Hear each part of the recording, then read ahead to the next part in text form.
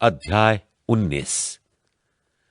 जब यीशु ये बातें कह चुका तो गलील से चला गया और यहूदिया के देश में यरदन के पार आया और बड़ी भीड़ उसके पीछे हो ली और उसने उन्हें वहां चंगा किया। तब फरीसी उसकी परीक्षा करने के लिए पास आकर कहने लगे, क्या हर एक कारण से अपनी पत्नी को त्यागना उचित है?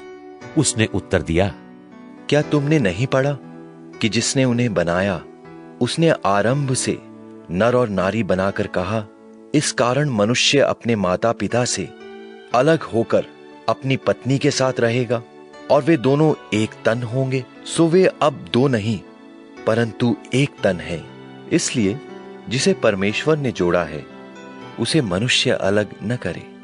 उन्होंने उससे कहा, फिर मूसा ने क्यों यह ठहराया कि त्याग पत्र देकर उसे छोड़ दे? उसने उनसे कहा, मूसा ने तुम्हारे मन की कठोरता के कारण तुम्हें अपनी अपनी पत्नी को छोड़ देने की आज्ञा दी, परंतु आरंभ से ऐसा नहीं था। और तुमसे कहता हूं, जो कोई व्यभिचार को छोड़ और किसी कारण से अपनी पत्नी को त्याग कर दूसरी से विवाह करे, वो व्यभिचार करता है, और जो उस छोड़ी हुई से विवाह करे वो भी व्यभिचार करता है। चेलों ने उससे कहा, यदि पुरुष का स्त्री के साथ ऐसा संबंध है तो विवाह करना अच्छा नहीं। उसने उनसे कहा, सब ये वचन ग्रहण नहीं कर सकते, केवल वे जिनको ये दान दिया गया है, क्योंकि कुछ नपुंसक ऐसे हैं जो माता के गर्भ ही से ऐसे जन्मे, और कुछ नपुंसक ऐसे हैं जिन्हें मनुष्य ने नपुंसक बनाया, और कुछ नपुंसक ऐसे हैं जिन्होंने स्वर्ग के राज्य के लिए अपने आप को नपुंसक बनाया है। जो इसको ग्रहण कर सकता है वो ग्रहण करे।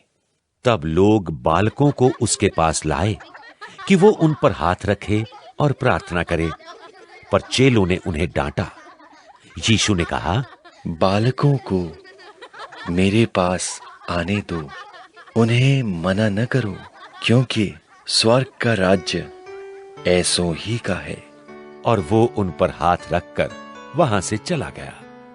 और देखो, एक मनुष्य ने पास आकर उससे कहा, हे गुरु, मैं कौन सा भला काम करूं कि अनंत जीवन पाऊं? उसने उससे कहा, तू मुझसे भलाई के विषय में क्यों पूछता है?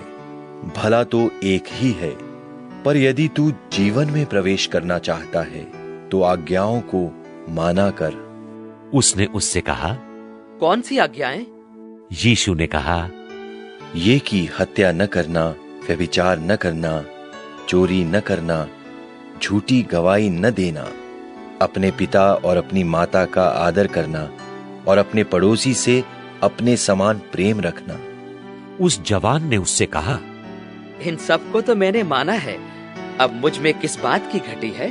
यीशु ने उससे कहा, यदि तू सिद्ध होना चाहता है तो जा, अपना माल बेचकर कंगालों को दे, और तुझे स्वर्ग में धन मिलेगा, और आकर मेरे पीछे हो ले। परंतु वो जवान ये बात सुन उदास होकर चला गया, क्योंकि वो बहुत धनी था। तब यीशु ने अपने चेलों से कहा, मैं तुमसे सच कहता हूं कि धनवान का स्वर्ग के राज्य में प्रवेश करना कठिन है। फिर तुमसे कहता हूं कि परमेश्वर के राज्य में धनवान के प्रवेश करने से ऊंट का सुई के नाके में से निकल जाना सहज है। ये सुनकर चेलों ने बहुत चकित होकर कहा, फिर किसका उद्धार हो सकता है? यीशु ने उनकी ओर देखकर कहा, मनुष्यों से तो ये नहीं हो सकता, परंतु परमेश्वर से सब कुछ हो सकता है। इस पर पतरस ने उससे कहा, देख, हम तो सब कुछ छोड़कर तेरे पीछे हो लिए हैं, तो हमें क्या मिलेगा? यीशु ने उनसे कहा, मैं तुमसे सच कहता हूं, नई उत्पत्ति में जब मनुष्य का पुत्र अपनी महिमा के सिंहासन पर बैठेगा, तो तुम भी जो मेरे पीछे हो लिए हो 12 सिंहासनों पर बैठकर इस्राएल के 12 गोत्रों का न्याय करोगे।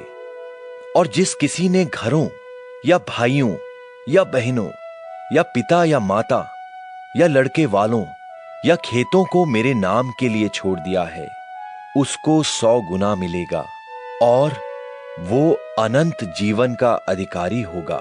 परंतु बहुतेरे जो पहले हैं पिछले होंगे और जो पिछले हैं पहले होंगे।